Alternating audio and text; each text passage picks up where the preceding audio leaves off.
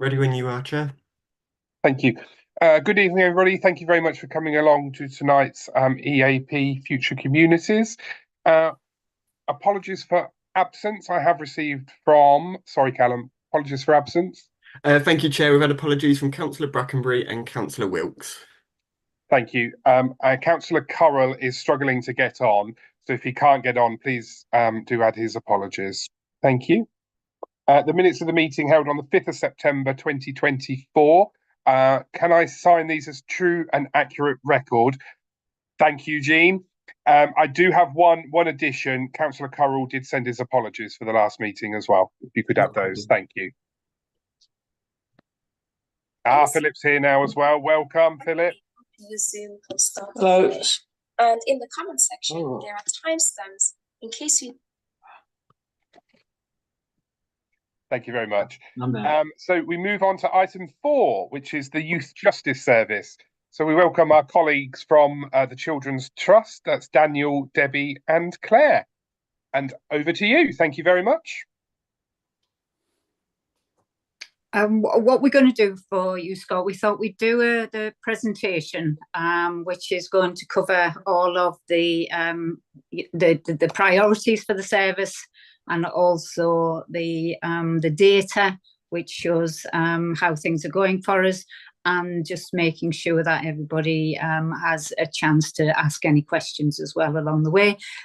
Claire, obviously head of service, has a lot of that intricate detail that she'll be able to help with if there are any questions. And Daniel is our data whiz, and he has all of the data and is able to provide the descriptions around what it is that we have to report on, but also how the projections are looking as well. So that's really helpful. So we're going to start with the presentation, and Daniel's going to kick us off with that one. Brilliant. Thank you very much. I think that I'm going to hand over to Daniel. I'll kick us off if that's okay. Yeah, sorry. It's all right. So my name's Claire O'Keefe. I am the head of service for the Youth Justice Service for Northamptonshire. That includes the north and the west of the county. Just to give you a short introduction to the Youth Justice Service, because I'm not sure how much you know. Northamptonshire Youth Justice Service is a network. Actually, are we sharing a presentation? Are we meant to? I can't see anything. I think Callum's doing it now. Yeah, there we go. Okay, sorry. Sorry, Callum. Slide 3, I think. We're on. Yes, please, Callum.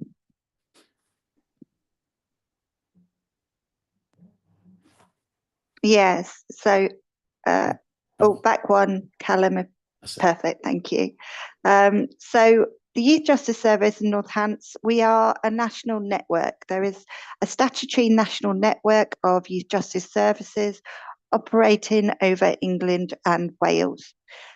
We are a multi-agency service, and our statutory partners that make up the Youth Offending Service are the police, probation, children's services, the local authorities, as well as health and education services. Our primary mission and primary aim is to prevent young people coming into the criminal justice system. And if they do, unfortunately, enter the criminal justice system, is to prevent them from further offending. The approach, the reason for it being multi-agency, and it has been multi-agency for many years now, is to ensure that we can provide really comprehensive and tailored interventions for our young people.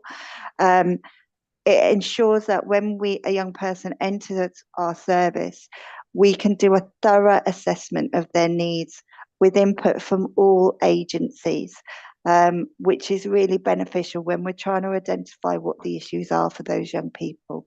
If we could move on to the next slide, please, Callum. Thank you. So we have a number of statutory responsibilities. These are mandated by, excuse me, my voice is going today, the Crime and Disorder Act 1998. This puts a number of priorities and requirements on us to work in partnership to prevent offending and any reoffending. And we primarily work between 10 to 17 year olds. Sometimes that goes into the 18-year-old bracket, depending on the time of an offence is committed, at what age the offence is committed. And we have been known to work with younger children as part of our prevention offer. However, our statutory responsibilities is those between 10 to 17. So our primary responsibilities are the prevention of youth crimes. We also, and that is in relation to ensuring that we try and reduce the number of entrants to the criminal justice system, which Daniel will expand on later on in the presentation. But it's to prevent them from even coming into contact with the police in the first place. Secondly, it's to reduce reoffending. For those children who have offended, we are monitored on, and one of our primary missions is to prevent them from ever reoffending again. And again, Daniel can give you the local detail around that in a minute, further on in the presentation. Our next statutory responsibility is to ensure that when young people are processed and do go through the courts, that sentencing is efficient, it's fair, and it's proportionate. But also what it is meant to do is to ensure that we look at each case individually, and any intervention or order we recommend based on the offence that is committed will meet those priority needs of that child and their family, with the primary aim to prevent any further offending again. As a result of that, we do an awful lot of work with the magistracy, training, supporting, and writing and advising them on pre-sentencing reports and sentencing options for children and young people when they come through to court. That goes from what we call out-of-court disposals to all the way to custodial sentences. We also then, once they have been through the magistrate system or the court system or Crown Court system, if it's a serious offence, we are responsible for the supervision of that order and the rehabilitation and the intervention that is required to prevent further offending. A huge part of our role is public protection. So we have a duty to not only safeguard that child and their family, but also safeguard the public. And that's including the local community, the wider community, and any links that some young people may have further on nationally as well. And we often see that with county lines. We, as an organisation, are responsible for their risk assessments and then trying to manage what we find from those risk assessments to prevent any harm coming to anyone at any time.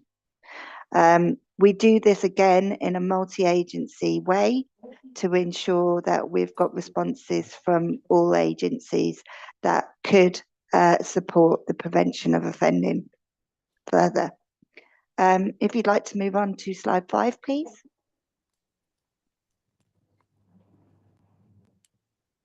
Oh, thank you. Locally, we have priorities within Northamptonshire Youth Justice Service. Councillor Edwards sits on the Youth Justice Management Board, along with Councillor Baker, and the YOS Management Board yearly not only monitors our performance in respect of our statutory work, but they will support and agree our local priorities and initiatives. This will always be agreed in the format of what we call our Youth Offending Service Management Plan. This plan is a statutory document.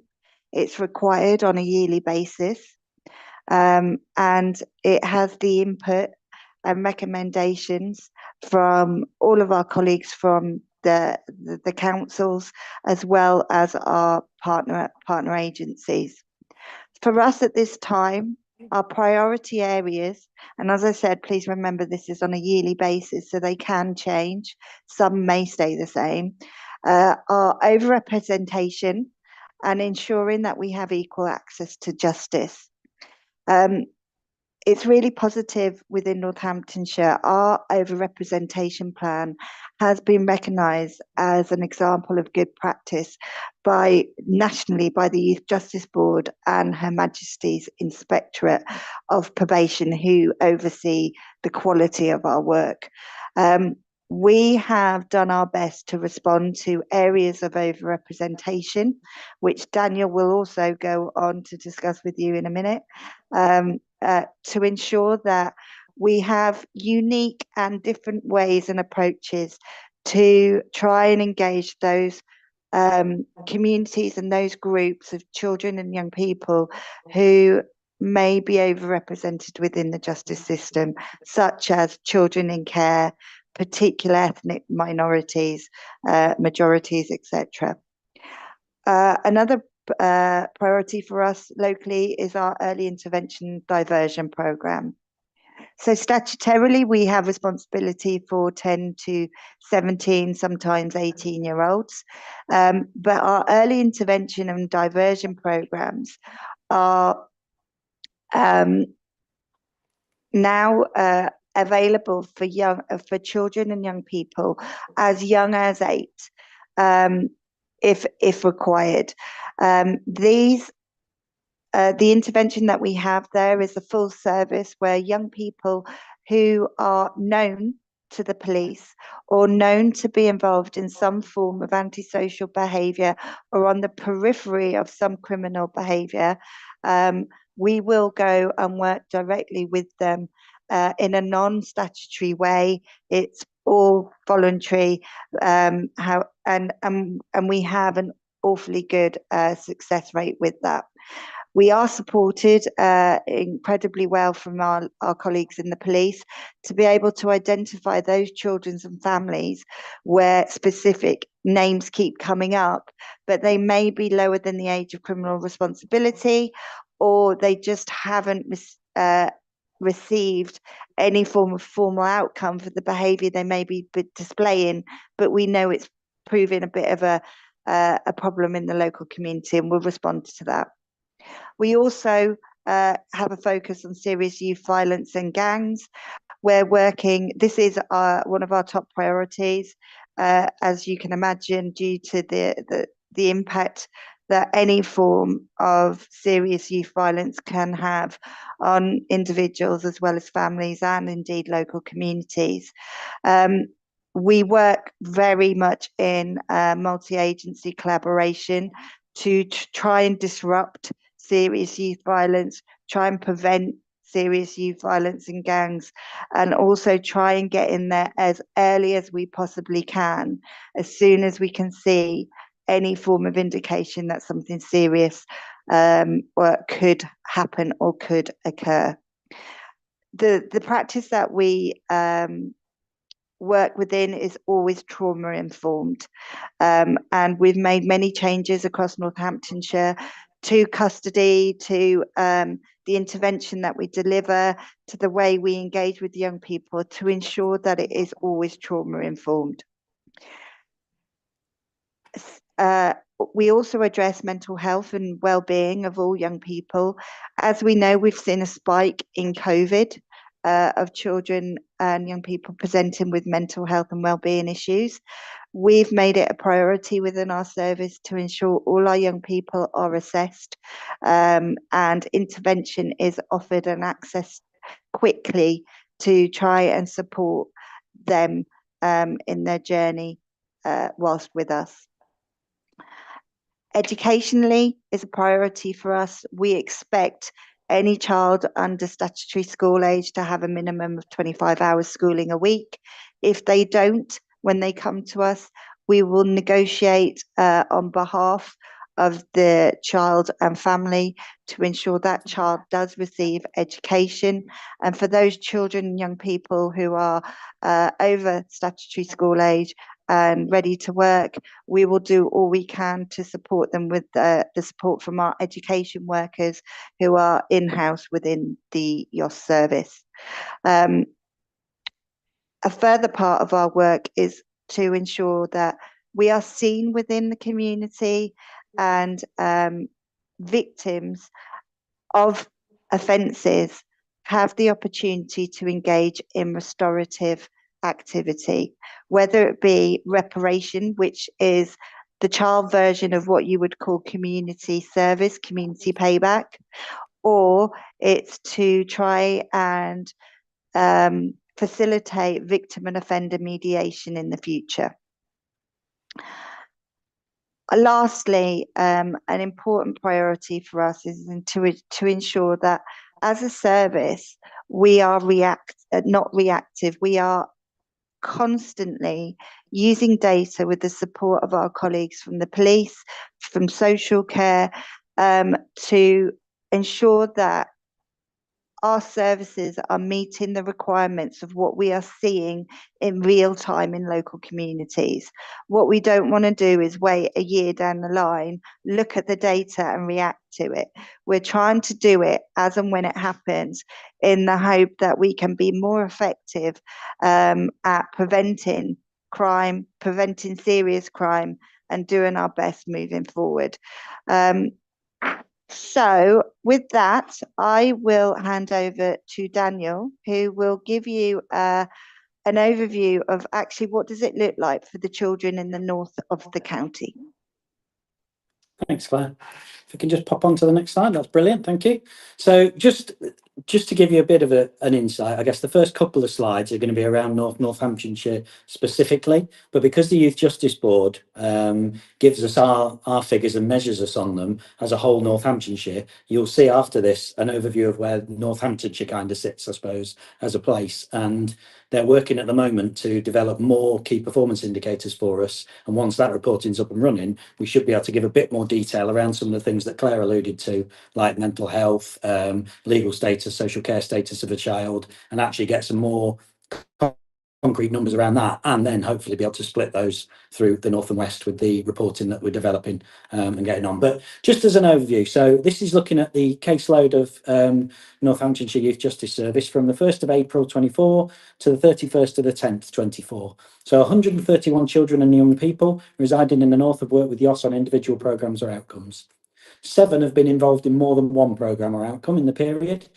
We've got an 81% male in the offending cohort, 82% white, 15% have received post-court outcomes, 1 custodial sentence, 6 youth rehabilitation orders and 13 referral orders, and 15% have received out-of-court disposals, which is 6 youth conditional cautions and 14 youth cautions. 70% of our cohort, though, have worked with the Youth Justice Service as part of the wider prevention programmes. So again, that's part of that early intervention.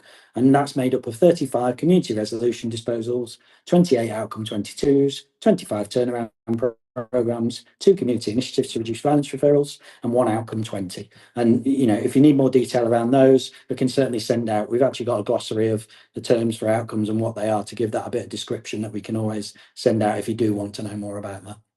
We pop on to the next one, please.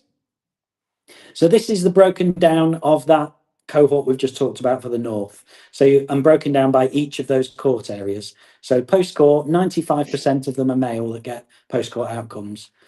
Out of court, 80% male, and then less in the prevention. So you can see that gender tends to be more female in the lower prevention areas, and that reduces as you go up to more serious outcomes and offences.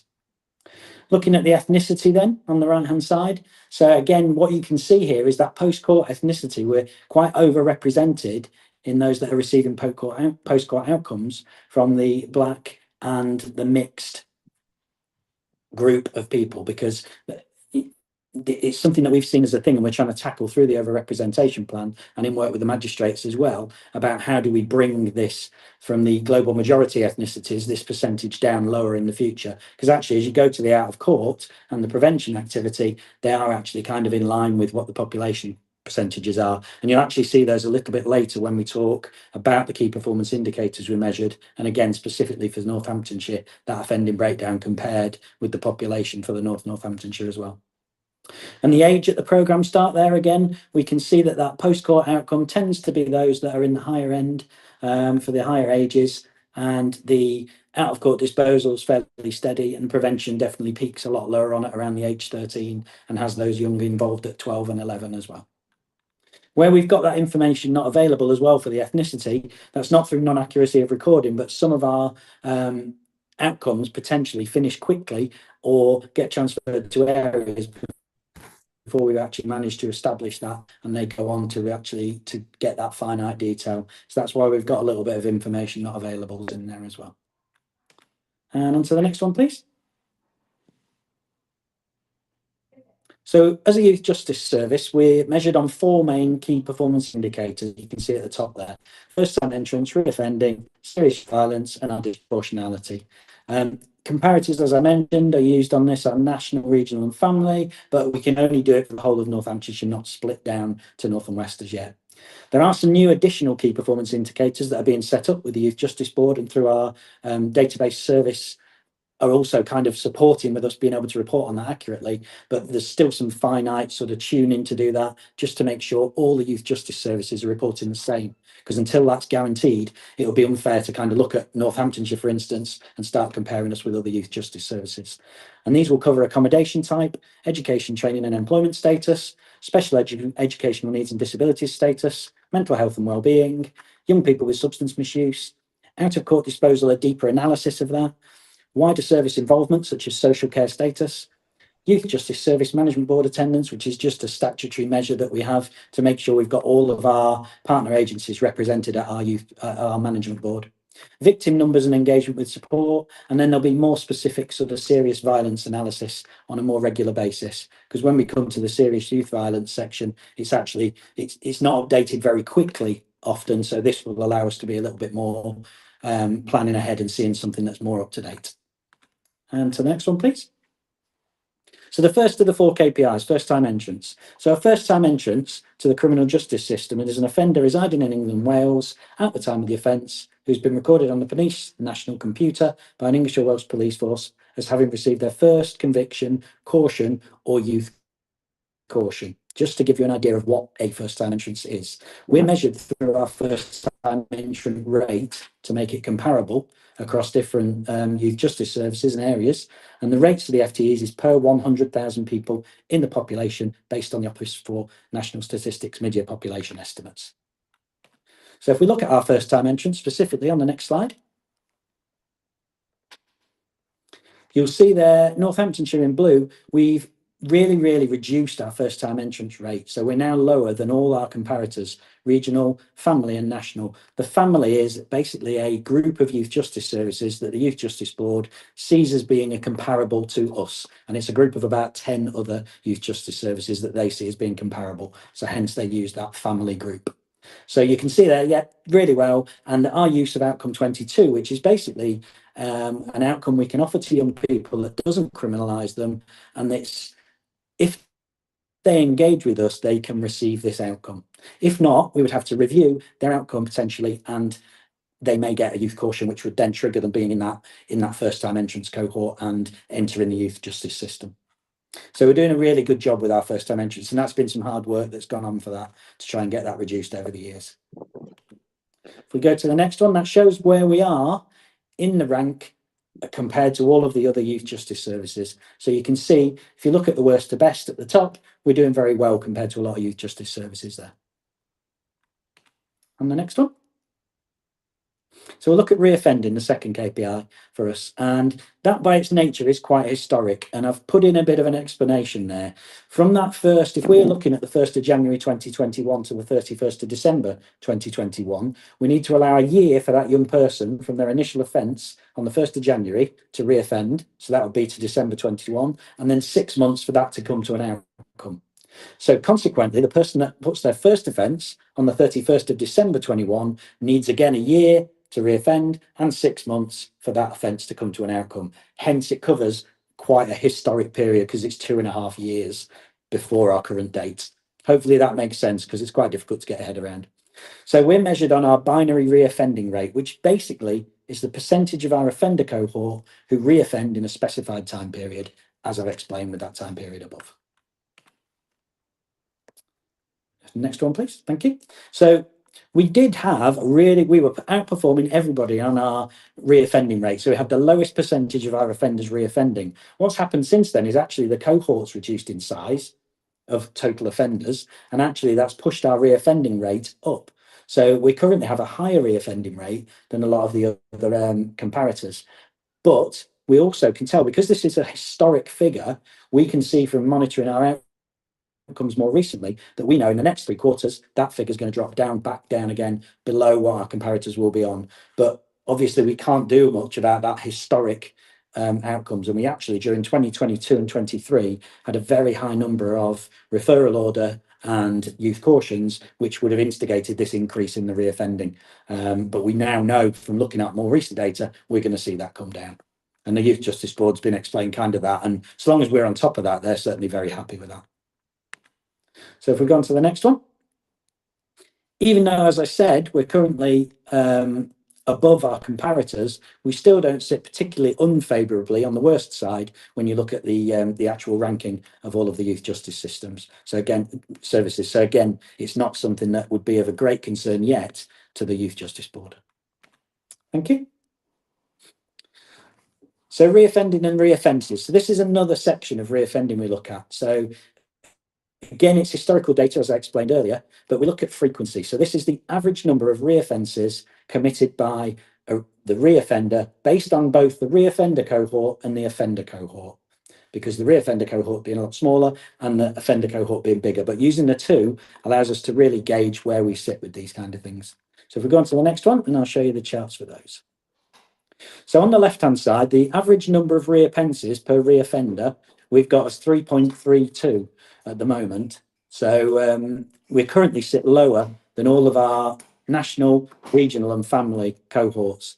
So on average, our reoffenders, even though we've got a higher cohort number, are committing less reoffences. And the same with you looking at the offender cohort, we've got a lower rate than all of our comparators again on that.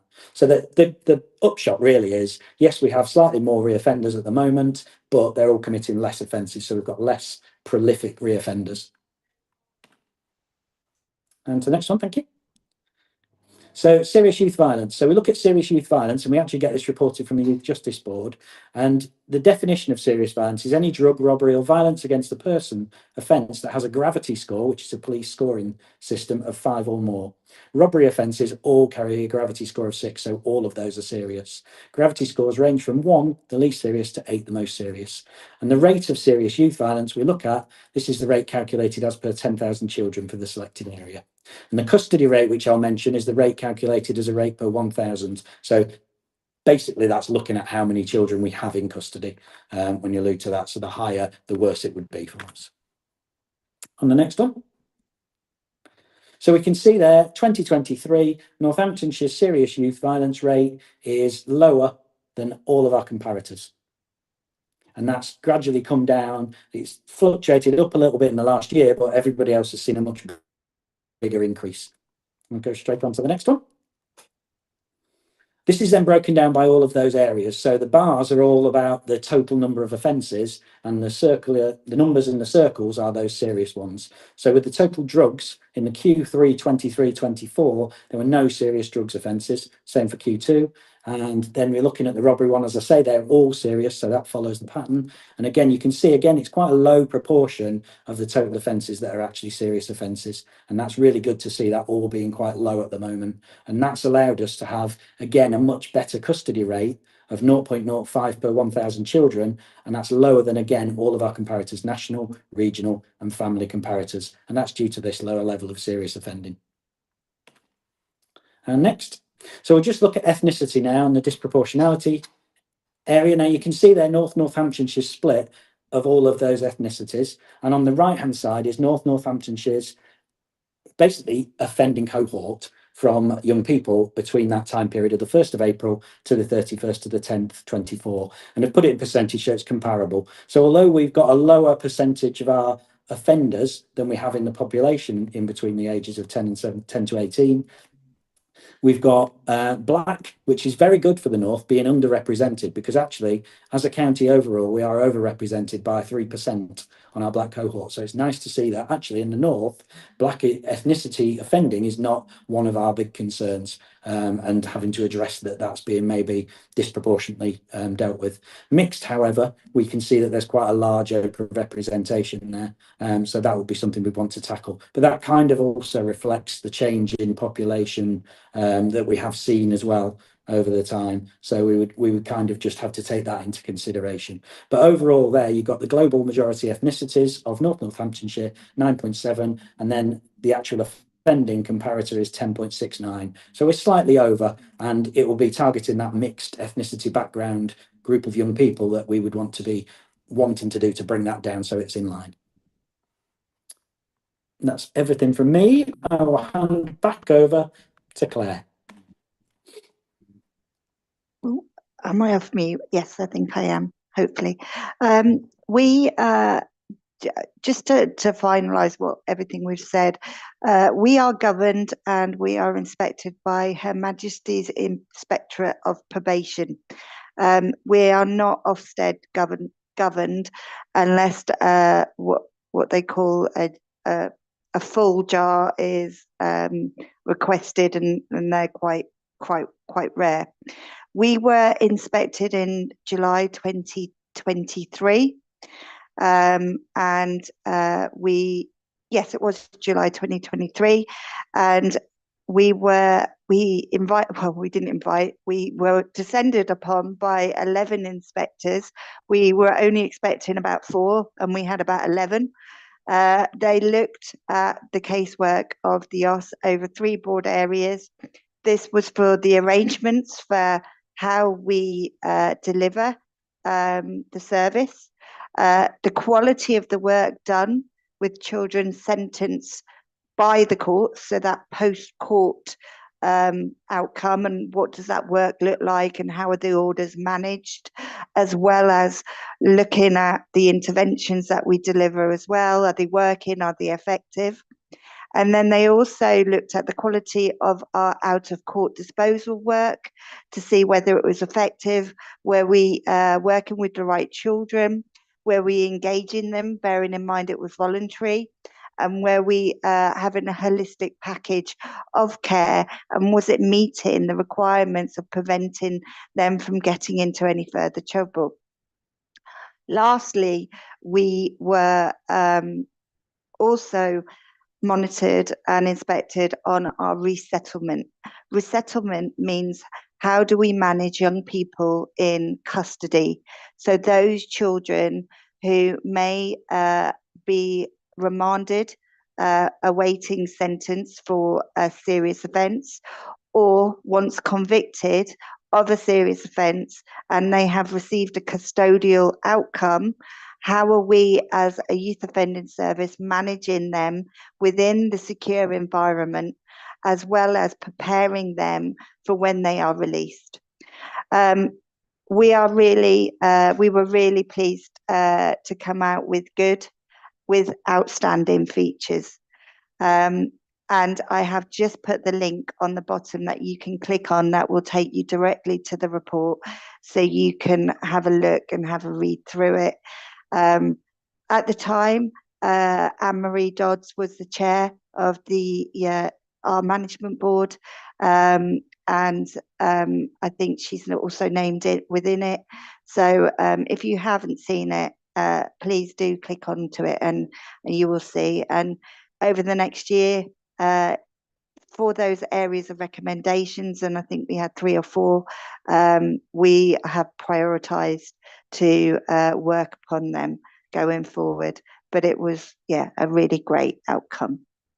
Thank you. Any questions?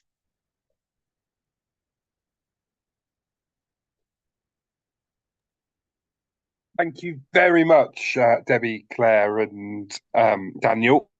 really, really informative presentation. I guess I'm in the lucky situation that I know a lot about the Youth Justice Board by sitting on the board and just working with you, but I also know how much effort and how much work and how much dedication has gone in from the team that's involved with this. And I think this kind of reflects in the figures and also in the Ofsted outcome. And it's really, really good to see that first-time entrants, the figure is relatively low compared to other areas and a lot lower than it has been.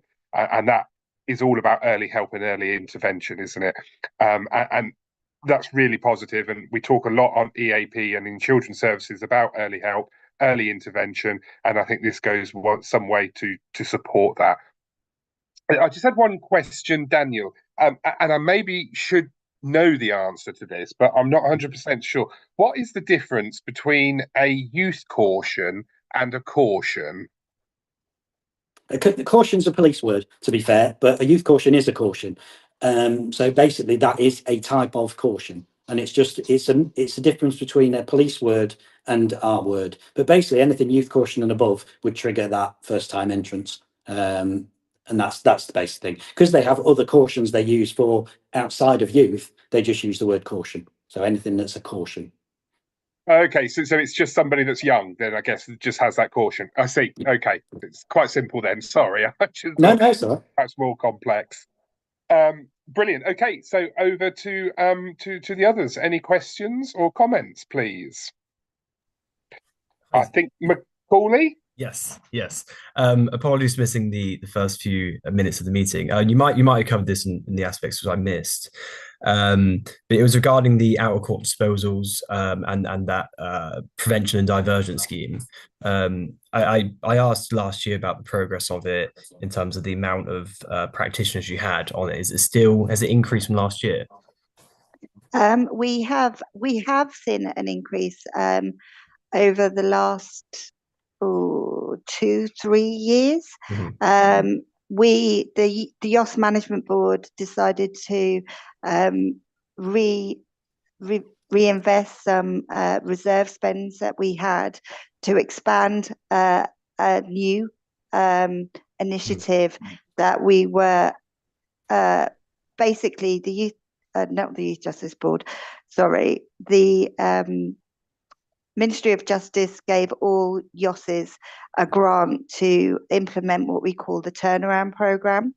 The turnaround programme was a 2-year initiative to work with those children and families who were on the periphery of, really on the periphery of being known to the police. We felt, or the YOS Management Board felt, that we would like to invest further in that programme, and further staff have been recruited to ensure that we could sort of double the amount of children and young people and families we were working with. And as a result, we've managed to do that. We have not seen a reduction in the prevention work within our area. On that, with regards to like the quantity of practitioners, do you know how many you have now currently? At this precise moment, we have about 19. Okay, that's great. That's great. Last time I asked, it was 12, so that's a good increase. It's good to see. Yeah. And correct me if I'm pronouncing this correctly, but cost of remands, is that correct in terms of the court disposals? How many have you had in the last year? I literally did this. We have to do returns to the Youth Justice Board. We've literally had 3 children who have been remanded to the secure estate in some form. That's either a YOI, which is a Youth Offending Institute, or what we call a secure centre. 2 young people have been within a YOI, which has a much lower bed night than a child in a secure unit. And we've had 3 young people on remand for that for a duration of about 4 to 5 months, all of them for very serious offences. all of them we have discussed bail packages for and presented them to Crown Court. 2 were pinged back. 1 we couldn't do due to the level of risk that that young person posed. And that's really unusual, actually. In my career, I've only known of 2 or 3 children that we just haven't been able to come up with anything for. But in that particular scenario, we've made sure that he is in a secure home as such, rather than a youth offending institute, which is like basically a prison for children. It's a little bit better. Okay, so that's good. So from 23-24, there was only 3 remand episodes. That's good. Do you know what the overall budget was for that year on that? Dan, have you got that to Really hand? Last year, I know. we went slightly over the budget, I believe, because it was about 517,000 last year's figure. This year so far, for the first 6 months, is 273,000, even though we've had much less remands. But it's been because 2 of those young people have been in a secure children's home for a secure training centre for a longer time than they would have previously. So we've had a lot more people in remand previously, but they've been in much more in the YOI than they have been in the secure children's home. So the cost wise, at the moment, if we carried on for the next 6 months, we'd be slightly above last year's. And knowing that the 2 children that are in remand in those secure children's homes at the moment have got a trial in December and January, it's likely that that cost is going to continue, and that's ignoring the fact we may get somebody else. Okay. Well, yeah, that was great. Thank you, and happy to hear that there's more practitioners. Thank you, Macaulay, and thank you, Daniel and Claire, for those. Without even researching those figures, there's statistics going around all over the place, and you remembered them. Well done. Thank you. Wendy, welcome, and thank you very much for rushing back from your planning adventures. Welcome. Well, sorry for joining late, and it's nice to be somewhere warm. We were out in the open, and it was quite cold, but it was a good visit.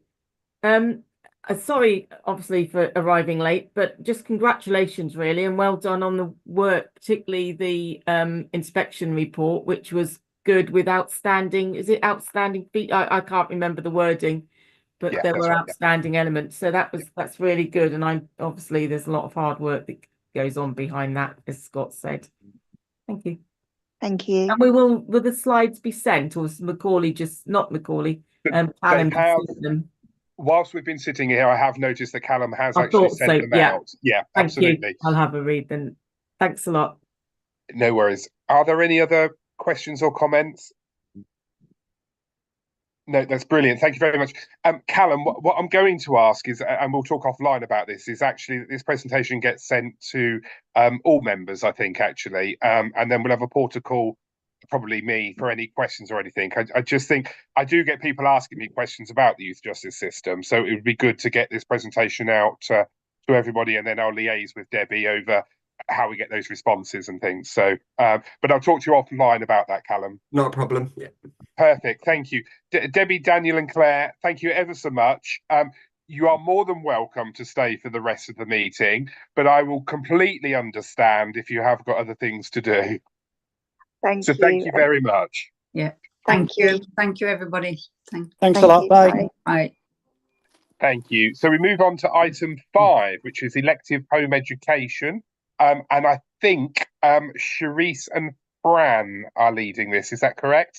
And I may not have mentioned this before, but Fran and Sharice are both newish to the organisation. I don't think they've attended an EAP before. Fran, you have once. Sorry. Sharice, not. No, this is my first time. This is your first. So welcome, Sharice, to your first EAP, and Fran, welcome back.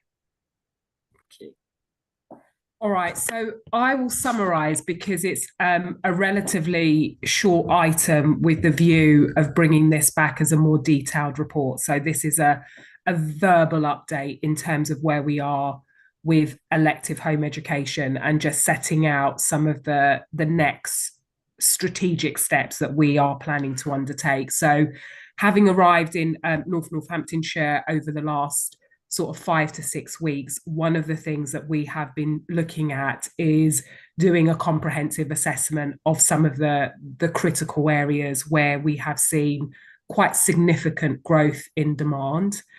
And there are really two critical areas to note this evening. The first is around the growth in our education healthcare plans, and we know that that's multifactorially led in terms of growth of migration into Northamptonshire, but also because there is a complexity of need with children and young people, and that has meant that often we are seeing growth across our schools.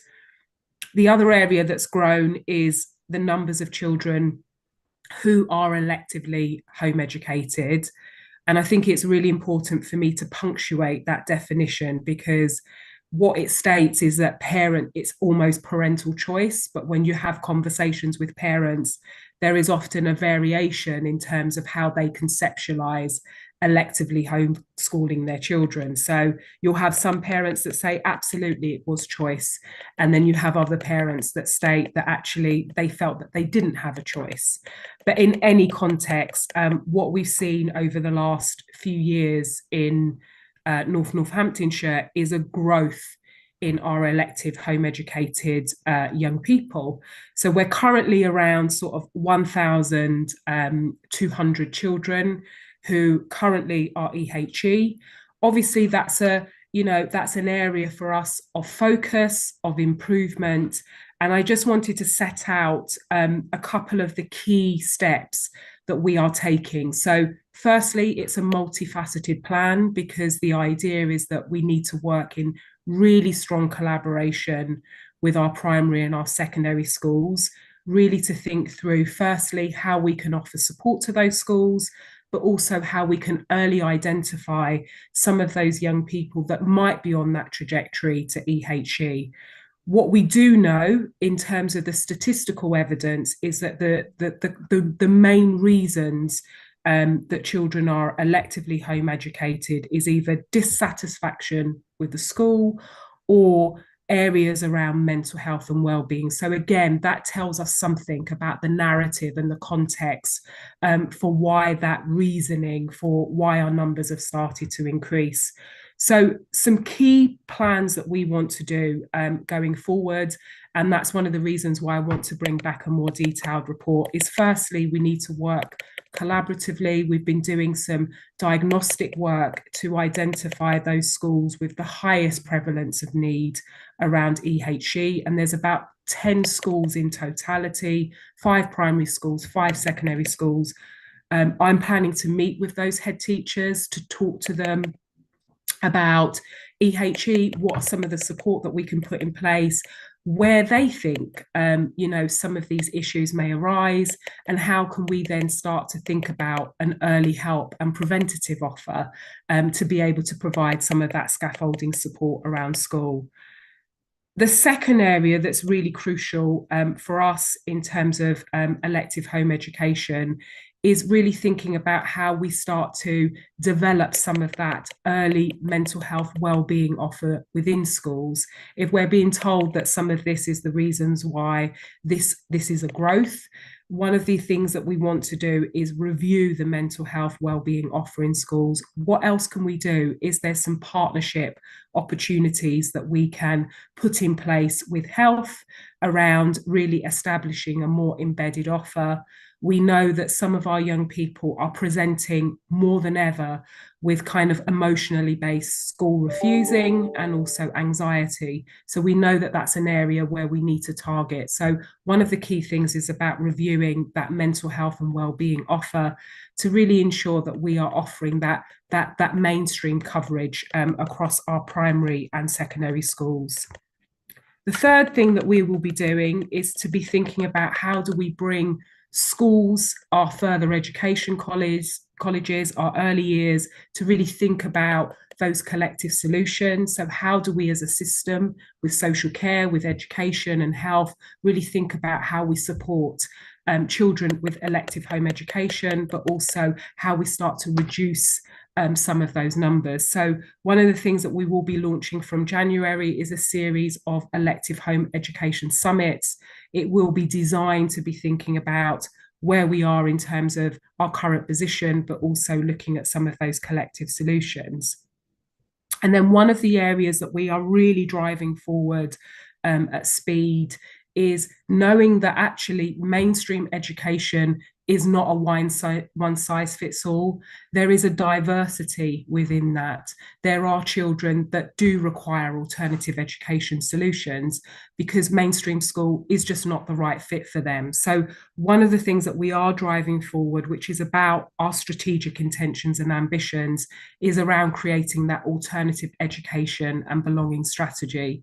And that's really setting out what our strategic intentions, our aims and our priorities, to really think about those more creative and innovative solutions to support our children where mainstream school is just not the right fit. And then linked to that is thinking about where we start to think about some of those alternative education hubs across Northamptonshire, where those are going to be located. Obviously, we've got our family hubs, so it's thinking about what's the relationships between our family hubs and our alternative education provisions, so that we're really starting to grow that think family, think community, think school, that whole school, whole community and whole family approach. So those are just some of the key things that we are looking to power along. I think one of the fundamental areas is around designing and reshaping that early help offer, working in partnership with the Trust, working in partnership with our broader partners, because essentially if we are able to bring some of that early help support into schools, that's really delivering that front door community early help offer. And again, it's about those stronger families, stronger schools, stronger communities. So that just gives you some indication as to some of the work that is going to be happening over the next few months.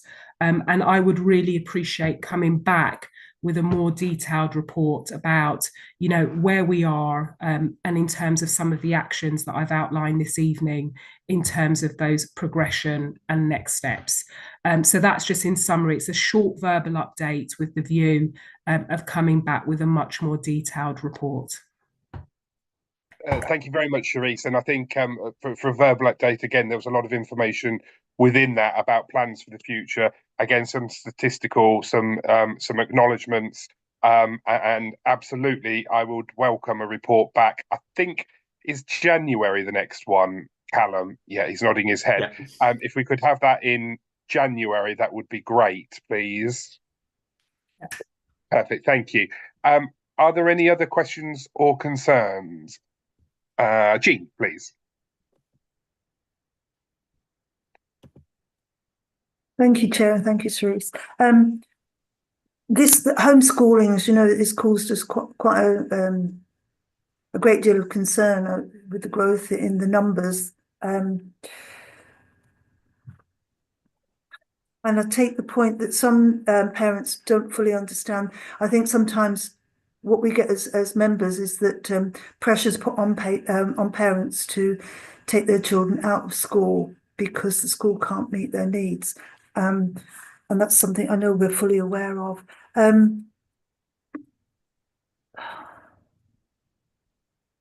There's also a growth that I've noticed in Corbing. I presume it's across the council, is these sort of groups that are forming for children with homeschooling, that are being homeschooled, you know.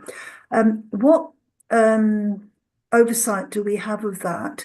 I'm quite concerned about safeguarding children and who's actually forming these groups, and are they, you know, the right way for children to be, groups to be going to.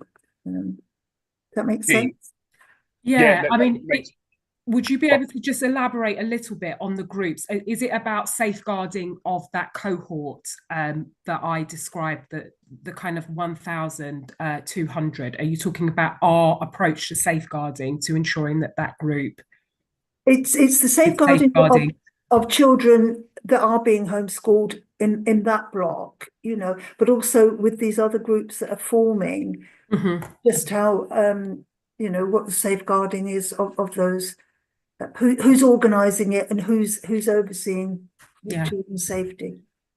Yeah, I mean, I think that's an excellent question. And I think one of the things that, we are committed to, I think my role as the Executive Director for Children's Services is always fundamentally pivoted towards we need to keep children safe at all costs. And so safeguarding is very much our highest context in terms of children and young people. So, over the last few weeks, just for the committee and board to note, is that we have actually, looked at our cohort of children who are, for different reasons, electively home education, children missing education, or children without a school place, that are essentially deemed as currently at home. So one of the things that we've done is we've done a rigorous check. I think we've got about 1,500 children. We've done that rigorous check to really define what proportion of those children are known to children in need teams or child protection. So we were able to work in partnership with the trust to make sure that they were able to do those kind of safeguarding checks from a performance review. Then we were left with a cohort of children that were not known to child protection and child in need. And then it was for us to then do a further risk assessment of those children. And where we got to with our risk assessment framework is to think through those children that we think potentially could be at higher risk or medium risk. And then for us, it was about then setting up a series of safeguarding checks and visits. And so we assembled a team within our inclusion service. It was overseen by an education safeguarding lead that was coordinating those visits. And those visits actually took place last week. I think there was around 135 visits that went out. It's still a rolling programme. But I guess one of the things that I want to talk about in terms of our safeguarding framework is there is that triangulation, cross-reference. Then there is a further risk assessment. And then there is a categorisation of those children and young people. And then those children that we do deem that could have some safeguarding risk, we then implement a series of safeguarding visits. We've got a template that those visits are captured on, and they are recorded in a robust way. And I think from last week, just from our sort of checks, there was no escalations out of that 135, which is always reassuring. But those checks will be continuous. And I think what we've embedded now is a really kind of robust safeguarding framework where we will continually review and take forward those checks on those children. So I'm really pleased to report back that that piece of work has happened, and it will be continuous. Councillor Addison. Thank you. Can I just, one more comment, I think, is that school plays an important part in children's social development. And that's one of my concerns. We've got these children now that can become sort of socially isolated from society going forward. Mm-hmm. And that's a concern that I think we have. Yeah. Thank you anyway, Sharice. Thank you. Thank you, Jean. Thank you, Sharice. And Jean, I absolutely agree with you about the social isolation. But I do go back to Sharice's comment actually about the school fit isn't fit for all children. They're not all suitable for that environment, and we have to do, I guess, what's right for the child. They know what they can cope with and what they can't cope with. But I absolutely get that if a child can be in school and is fit and it feels okay for them to be in school, then yes, they should be in school. And Sharice, thank you for all the work. I know you've been running with this since you've started, and some positives, and I can see some development within that. And Fran, I know you've been involved with that as well. And it's great work. So yeah, thank you very much. And I look forward to the further update in January. And it's also, on a positive note, it's good to see, those visits that have happened. And it's good to, see the triangulation again in working with the trust and working with other authorities as well. because that's what it should be about. It should be about not just us, not just you. It's everybody, isn't it? Trying to get the best for our children. Yeah. So thank you very much. Macaulay, sorry, couldn't see your hand there. Yeah, sorry to keep you. Yes, you mentioned about preventative measures, and that's one of your key aims, right? Now is that to appeal to both those people who feel that home learning is still right for them and they're happy with their choice, alongside those people who feel like their school isn't providing the facilities they need? Yeah, I think it's a blended approach. I think one of the things, picking up on Councillor Addison and Councillor Edwards' point about social isolation, I think what we want to create is that kind of wraparound, holistic, therapeutic support that's based in schools, so that children that, where there is a dissatisfaction, or those children where there is potentially that issue, where there's that emotional base, where they're having that anxiety or school refusal, whatever it is, we want to create a diverse menu of options for children. So if they are in any of those categorizations, that they feel that they have some support. I think one of the things that I'm often, contacted about around the school environment is simply where children do not feel that it's a fit because of a whole range of reasons. So when I'm thinking about that early help offer, and again, it has to be co-produced, thinking about what's already taking place in the school, what children and young people want to see, what parents want to see. So that's going to be very much part of the approach about co-producing, is really to develop something that is diverse, but it's holistic, so that it can support children's needs at any particular point. So yeah, it's really getting in early, it's really providing that wraparound care and support, and it's for a diversity of learners, as I said, because mainstream's not a fit for everybody, and it may be that some of those children and those parents still choose for their children to be opting into another alternative provision. But I guess for those majority children that are in our mainstream schools, we want to be able to hold on to them so that they are able to thrive in those environments. And I think equally, those children where their parents do choose to take them out, we also want to make sure that there's a pathway that they can be reintegrated back into their mainstream school if they choose to as well. So I think it's a diversity approach, which I think is right, because we recognise that people have different needs. But I also think it's about preventative and also about reintegration, because we do have children and families where their children are taken out for a period of time, and actually then their choice is that they want to bring them back, and we want to be able to support that bridge and that raft back into school as well. I hope that answers your question. It does. And I also think the promotion of local clubs and local groups children can join is a huge part of that. Whether they choose to still not going to mainstream education, they know what's around them, they know what clubs their children can join. I think that's a big part of it. I know this isn't your main report, and you will have a more detailed one later, but I would be interested to see the performance in terms of academic performance, and how that's affected. I think that would be a really interesting part for that. Yeah, that would be great.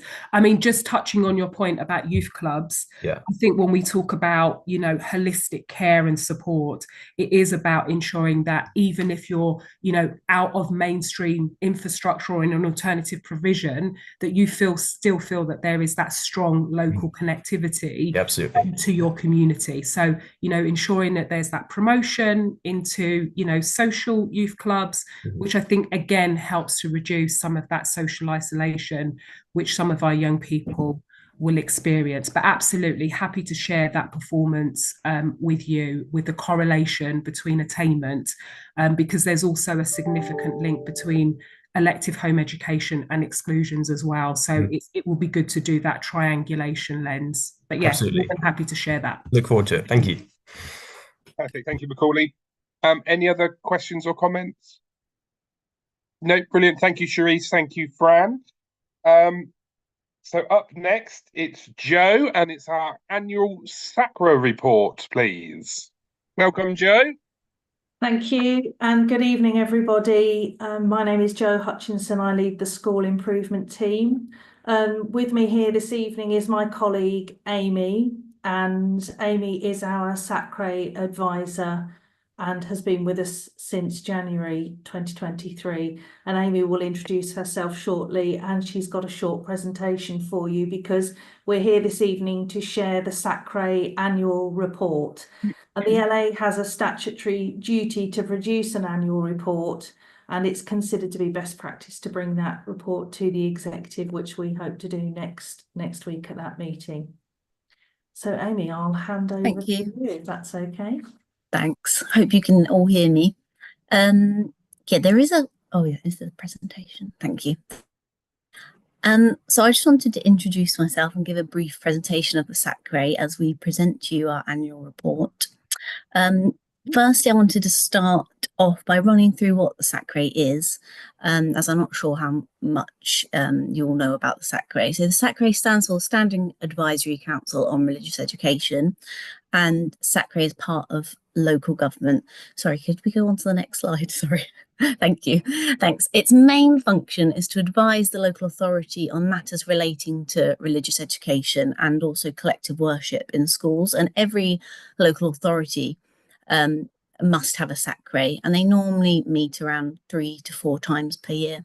And as Jo just said, every SACRE must publish an annual report on its work and actions, and a copy of this report must be sent to the Secretary of State by the 31st of December of each year. The SACRE is composed of 4 committees, as you can see from the table on the slide, which I won't run through, but you can see it there. Could we go on to the next slide? Thank you.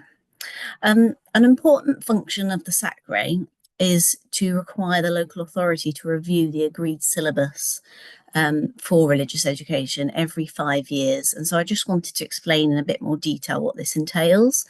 So unlike other subjects, RE is not part of the national curriculum. However, it's still a statutory requirement for all schools to teach. And so the agreed syllabus, which is agreed locally, sets out what pupils should be taught in RE from ages 3 through to 19. And the current agreed syllabus is under review and is being rewritten at the moment to keep up to date with recent changes in RE and general teaching and learning. Schools have different requirements in regards to how they follow the agreed syllabus. However, in maintained community foundational voluntary schools without a religious character, RE is taught in accordance with the locally agreed syllabus. Can we go on to the next slide, please, Callum? Thank you. So I just wanted to run through some of the priorities that I have undertaken since I've started my role. So as Jo said, my post commenced in January 2024 after approximately 5 years without an advisor to the SACRE, and I cover 1 day a week in North Northants and 1 day per week in West Northants. This year, as you can see in the blue boxes, this is what I've kind of been working on. So research, initially I was doing some research analysis of RE in North and West Northamptonshire, visiting schools, watching RE lessons being delivered, looking at what Ofsted have said about RE in North and West Northants. I've also undertaken research and analysis of national developments in developing agreed syllabuses and undertaking reviews. There have been a few recent developments in that. And I've also benchmarked other local agreed syllabi so that we're up to date when we publish ours. We also in February-March time carried out a consultation phase. The consultation went out to all schools in North and West Northants, and we received over 90 responses from schools, which was really positive. And all those responses have fed into the review and the development of the old syllabus and the development of the new syllabus, so that it really is a collaborative approach. Currently, I am developing the new agreed syllabus, and we are hoping to launch that with an event for teachers to attend in May 2025. In the annual report, there was some data, you might have noticed there was some data on outcomes for Key Stage 4 and Key Stage 5 examinations, so GCSEs and A-levels. Due to the competing timescales of getting the annual report to the Department for Education by the end of December, the SACRE annual report has historically been unable to provide the current year's Key Stage 4 data, as it's not available to us at the point of writing the report. However, I just wanted to reassure you that when the data is available, it will be analysed by the SACRE and we'll then feature it in next year's annual report. So in terms of GCSEs, Key Stage 4 data shows that there was a slight decrease in those achieving grade 4 and above. However, this is in line with the decrease nationally. And so in 2023, North Northants is 1% higher than the national average in terms of those achieving grade 4 or above. Also in 2023, North Northants was in line with the national average point score, which is the average grade score of all those that are examined in RE. So that was 5.1 in 2023. In terms of pupil progress, which is the tracking of key summative assessments throughout pupils' school years to show expected progress over time, North Northants rates are performing just above the national average for RE, with an improvement year on year since 2021, when they were lower than the national average. I'd also just like to add that there are limitations when looking at this data. So when we're comparing to schools and also other local authorities' data, they may well have different levels of students that are enrolled to sit RE GCSE. So some schools might enroll all pupils. They might enroll them in an RE course or a short RE course. In other schools, RE will be an optional study. So this can have an impact on the attainment data. In terms of Key Stage 5 data, which is just on the next slide, thank you. So this is A-levels. We do have some 2024 data available to us now. So so this year's results, 84.8% achieved a grade C or above, and this compares to 78.1 nationally. This also shows a 3.6% increase in those achieving grade C or above compared to 2023. You might have noticed that this data is across the West and North Northants, as this is how it was provided by Ofqual at the time of writing the annual report. Since writing the report, there is now data available for North Northants only, and this does show that attainment is in line with the national average and pupil progress is above the national average. So in conclusion, and this is just on the next slide, sorry, Callum. This has been a productive year for the Northamptonshire SACRE. With the start of my post in January 2024, the review of the syllabus is currently underway. And as I said, it's expected to launch in May. We're also really pleased to report that the agreed syllabus review process included a far-reaching consultation, and has continued to actively involve local teachers in its design. In terms of the data that was presented, it will take some time to see the impact that the new agreed syllabus has on data, because it will take a while to, years to follow through. But we will always continue to monitor the examination data and support schools accordingly. Lastly, attached to the annual report, in Appendix D, there's a 4-year development plan for the SACRE, and this has been developed to establish a clear focus for our future direction, and this is scrutinised by the SACRE during meetings. Jo, is there anything else you would like to add? No, I'd like to say thanks for that, Amy, and just to say to councillors here in this meeting, I said at the beginning that Amy had been with us since January 2023, and that's because she's done an enormous amount of work over that time. I thought she'd been with us for longer than she has. She actually joined us in 2024, but it's been really useful having Amy with us as SACRE advisor. It's certainly welcomed by our SACRE group, and you'll see from the forward in the SACRE annual report, it's been written by our SACRE chair, how delighted the board are with having our advisor on board and being able to interact with schools, to work collaboratively with our teachers, and also to support and challenge around the RE curriculum that's being taught. That's brilliant. No, thank you, Joe. Thank you, Amy, for again that comprehensive report. It's great. Can I just confirm one thing? So on the is it SACRE or SACRA? Is it SACRE board? People say it differently.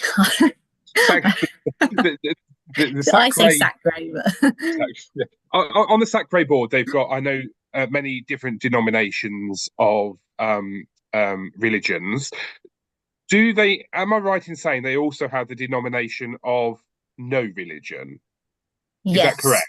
Yeah, so in Group A, we currently have a humanist representative. Perfect. Yeah. Excellent. Because I know, religion isn't for everybody. So absolutely. So it's good to have that representative there. Thank you. Wendy, please. Thank you, Amy, for the report. And I used to sit on SACRE before I sat on it, Northants Council, and it's really good to see that there's an advisor again. So that I think that's really, really good to see. So I look forward to hearing future reports. Thank you. Thank you, Wendy. Jean, please. Thank you, Jen. Thank you for the report. Following on from your question, Chair, I noticed there's 3 faiths in Group A that are not represented. That's Buddhism, Islam, and Catholic faith. Is it just difficult to get people from those faiths, or are the groups not interested? I don't know. And the other question is, within the report, how do you gauge the feedback from the students, the young people in school, on how they're being taught and what they're getting from the education?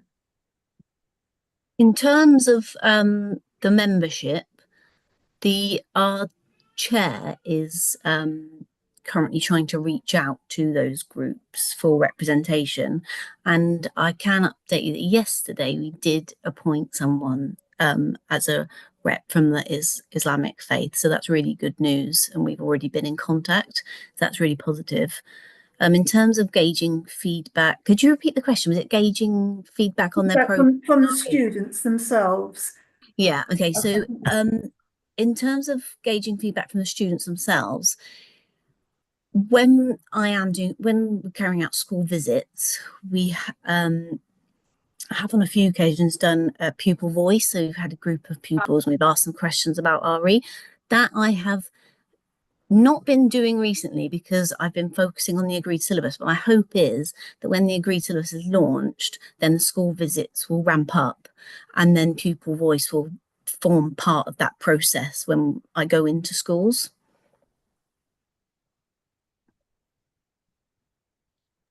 Thank you. Thank you for that. Perfect. Sorry. Thank you, Jean. Thank you, Amy. Philip, please. Thank you. Very, very interesting to read and thank you for the discussion. Just a couple of small things. So on page 9 of the report, it's United Reformed Church rather than Reform. It's often seen as Reform. It is Reformed. The other thing on page 5, it was lovely to read the analysis of Ofsted comments. I think that's really helpful, both positive and negative.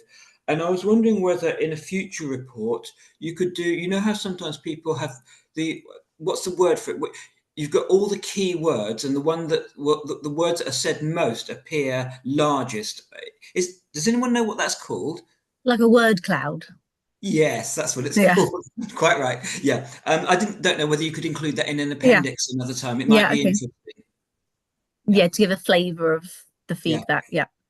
Thank you for that feedback. Okay. Brilliant. Thank you very much. That's a very good idea, Philip. I quite like word clouds, and to be fair, I didn't know that's what they were called either. Perfect. Thank you very much. Thank you, Amy. And yes, continue the good work that you're doing. And as Wendy said, absolutely great that we're on board after 5 years was it out without, I think. So brilliant. So we move on to item 7, which is the forward list of items for EAP discussion.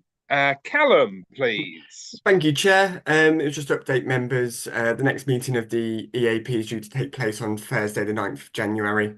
As you can see from your packs, there's 3 items, including what's been discussed tonight regarding elective home education.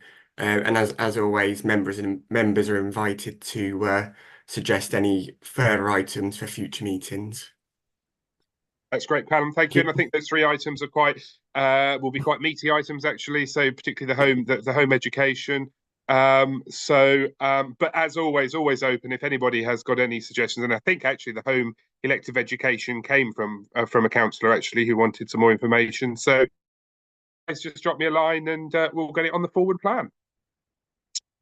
Brilliant. Well, thank you very much, guys, for your attendance this evening. And